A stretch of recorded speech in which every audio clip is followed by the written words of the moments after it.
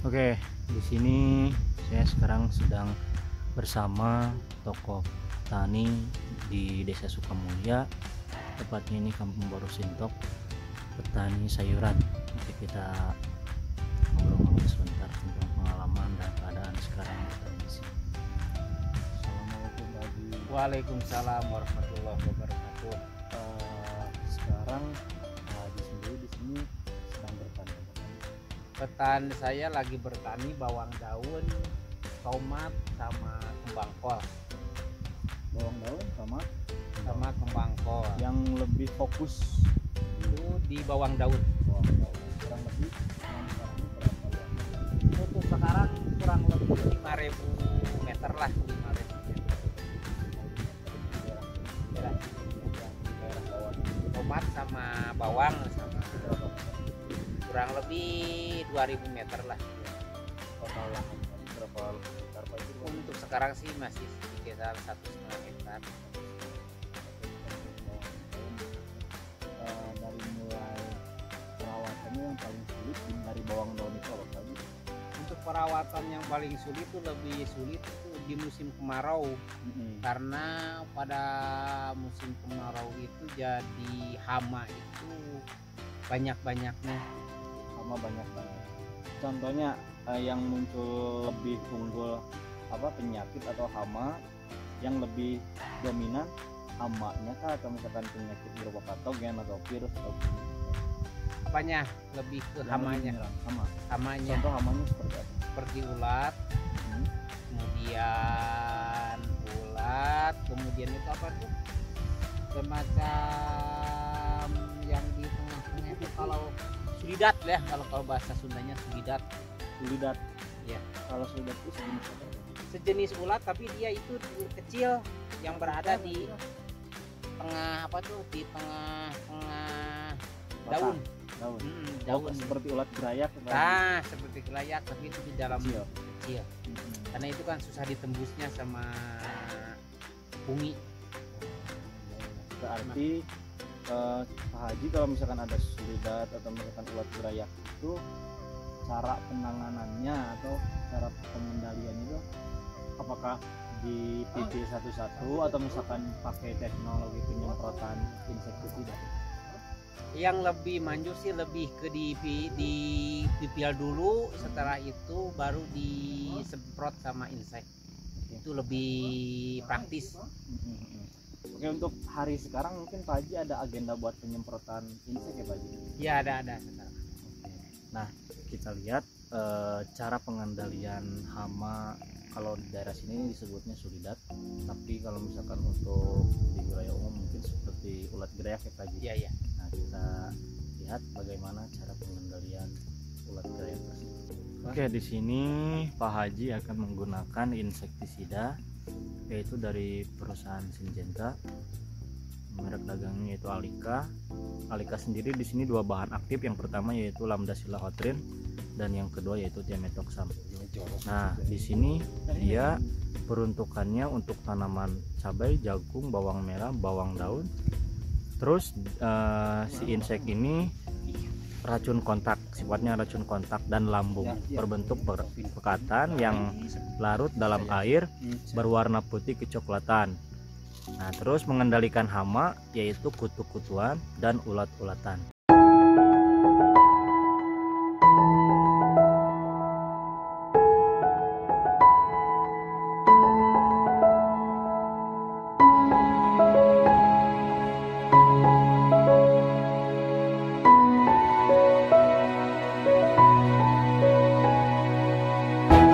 Oke, sekarang kita sudah sampai di kediamannya Haji Yayen yang berlokasi di Kampung Pasir Ipis, Desa Sukamulya, Kecamatan Cugenang, Kabupaten Cianjur, Jawa Barat.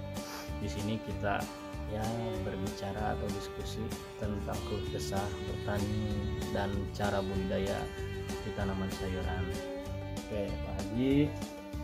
Nah, di sini kita mau ngebahas nih, kita kan bersebelahan, di samping ada perkebunan tomat. Luasan berapa Pak Haji? Kira-kira lah 1.000 meter. 1.000 meter. Ini menggunakan bibit dari mana Pak Haji atau benih? Benih Kita tuh dari MTM sama apa tuh satu lagi? Aduh, dari Bintang Asia Oh, ya. Itu jenis tomatnya tomat besar atau misalkan tomat kecil? Tomat besar, tomat besar. Tomat besar. Nah, tadi kan kita sudah ke lahan. Terus perbandingannya Pak Haji antara menanam tomat sama menanam bawang daun atau brokoli, yang lebih benefitnya lebih besar atau misalkan perawatannya lebih mudah, apakah itu tomat, bawang daun atau misalkan brokoli? Untuk perawatan sih yang lebih ringan itu di bawang daun, emang ringan. Tapi untuk tomat sih lebih ketelaten di apa tuh sebetulnya pemipilan, pemipilan bagian atasnya cenderung sama cuaca. Nah, kalau misalkan itu untuk pemipilan sendiri Pak Haji, kalau misalkan enggak diadakannya pemipilan, apakah berpengaruh terhadap apa atau gimana? Kalau di pemipilan nggak dipipit, jadi nggak dipipit ya ke atasnya, jadi di buahnya lebih cenderung kecil. Jadi supaya buah lebih besar, otomatis ke atasnya harus dipotong biar perkembangan buahnya lebih besar. Nah, sekarang mungkin Pak Haji dari segi hama yang menyerang atau OPT-nya atau misalkan patogen virus yang menurut Pak Haji tersulit, apakah itu hamanya apa yang tersulit dan penyakit yang menyerang yang tersulit di tomat itu apa sih Pak Haji? Kalau untuk di tomat sih lebih ke virus, karena virus itu semacam mungkin dari cuaca. Kalau yang biasanya kalau terkena virus lebih cenderung di buah, karena untuk insek sama fungi lebih untuk melindungi ya, itu belum kita lindungi. Tapi kalau udah terkena lebih fokus di buah. Contohnya Pak Haji, kalau misalkan di cabai kan virus yang menyerang itu antraknosa ya, jadi kayak patek ya. Nah, kalau misalkan di tomat apakah busuk basah atau gimana Pak Haji? Lebih ke busuk basah sama patek itu seperti yang tadi itu sama Antraknosa ya, lebih di sini. Nah, yang terjadi busuk basahnya itu di bagian batang atau misalkan menyerang ke buah ya Pak Haji? Untuk kebanyakan di batang, karena dari batang dulu. Kalau dari batang nggak cepet-cepet di apa tuh, nggak cepet-cepet di basmi, nanti kena juga ke buah. Tapi pas di batang kita misalnya dibuang kemudian atau dikasih insek yang bagus, dia akan terhenti sendiri. Nah, jadi menurut Pak Haji, virus atau patogen yang menyerang di tomat itu busuk basah, baik itu di batang atau misalkan di buah. Kalau misalkan bahasanya itu busuk basah atau setara dengan Phytophthora yang menyerangnya. Nah, pengendaliannya sendiri Pak Haji, apakah setelah terserang langsung kita kendalikan, baik itu misalkan kita babat atau misalkan disemprot pakai fungisida, atau misalkan sebelumnya ada pencegahan dulu atau enggak? Nah, lebih ke sebelumnya, kita lebih sebelumnya pencegahan dulu semaksimal mungkin, sebelum terkena kita lebih ke ada pelindung lah gitu. Di usia berapa hari setelah tanam Pak Haji mengaplikasikan fungisidanya? Fungisidanya paling untuk 15 hari setelah tanam, kemudian kesininya tergantung cuaca. Untuk cuaca mungkin kalau musim hujan lebih ke 3 hari sekali, kalau musim kemarau lebih ke seminggu sekali lah, lebih ke 10 hari sekali. Tapi kalau musim hujan sih lebih cenderung ke 3 hari sekali. Kalau misalkan buat cari aman nih Pak Haji, kan petani rata-rata ada mending tani ini supaya lebih ringan, mending bertani ini. Jadi pandangannya supaya emang cari aman gitu kan ya. Nah, menurut pandangan Pak Haji, bertani itu lebih cari aman atau misalkan kita makin sibuk gitu Pak Haji? Jadi kita lebih, kalau petani ya, untuk petani lebih ke cari aman. Jadi kita harus pinter-pinter punya feeling tanam apa supaya pas waktu panen itu harganya mahal. Dan itu bukan sesuatu yang mudah buat petani. Jadi untuk petani supaya maju bukan mengikuti yang banyak, biasanya harus kita pilih komoditas apa yang pas panennya akan mahal. Jadi lebih ke situ dari pengalaman Pak Haji. Jadi jangan sekarang banyak yang nanam tomat, contoh kita ngikut tomat Ya gitu. Nah kalau misalkan buat Pak Haji sendiri dari segi pemasaran kan di sini otomatis lahan Pak Haji emang lahan pribadi ya.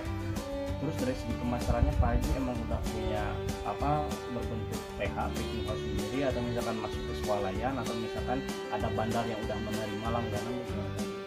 Pak Haji sih lebih ke ada bandar yang menerima, karena Pak Haji lebih cenderung di pengepul. Karena jadi berbisiknya tetangga, mungkin dia juga saudara lah atau satu kampung, jadi dia bisa menerima barang kita asal bagus, mau barang itu murah atau mahal. Karena biasanya kalau petani itu lebih susah menjual pas barang murah. Terus kan sekarang nih Pak Haji masih suasana Covid. Nah kemarin kan selain saya dengar, saya emang ada juga langsung ke lapangan bahwa kata petani ini sayuran lagi hancur, di daerah ini sayuran lagi hancur. Apakah ada dampak ke daerah sini Pak Haji, misalnya di Pak Haji kan tanaman sayuran? Kalau di petani sih ada mungkin, tapi kan karena kitanya lebih ke ke pertaniannya, jadi tidak fokus di, kita lebih mencari apa komoditas yang supaya tidak ikut campur.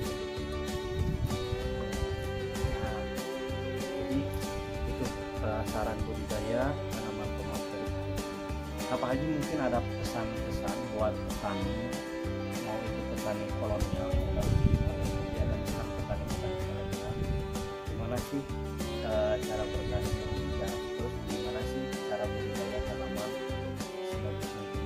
Dan yang terakhir mungkin dari segi penjualan, gimana sih supaya bisa mengatasi harga yang memang lebih bijak tapi kita bisa mengatasi. Jadi lebih ke untuk petani ya, saran untuk para petani yang mau berbisnis atau mau bertani, lebih ke, kalau mau bertani sih lebih terjun sendiri karena lebih tahu di lapangan. Dan yang kedua, untuk pemasarannya juga itu harus benar-benar ke orang yang dipercaya, yang akan menerima barang kita walaupun murah dan mahal. Jadi lebih ke, kalau untuk petani-petani milenial itu lebih ke harus ke lapangan dulu, karena kan petani itu tidak semudah yang dibayangkan lah gitu. Jadi nanti kendala-kendalanya akan banyak yang akan ditemukan di lapangan. Supaya ini terrealisasi, lebih ke harus benar-benar jadi jangan setengah-setengah lah, ibarat harus Pol ya Pak, harus pol. Nah ngomong-ngomong nih Pak Haji, di belakang kita ada petani milenial Pak Haji. Nah bagaimana mungkin Pak Haji ini siapa namanya, terus di sini beliau itu sebagai apa Pak Haji? Oh, ini anggota kelompok tani saya, namanya itu Pak Maulana Atidin. Maulana, dia itu petani milenial yang menurut saya dia itu bisa bisa kedepannya dia bisa maju lah. Dan mungkin buat saran dan masukan buat petani-petani yang mau bertani di sayuran, menurut Pak Haji tadi sudah disampaikan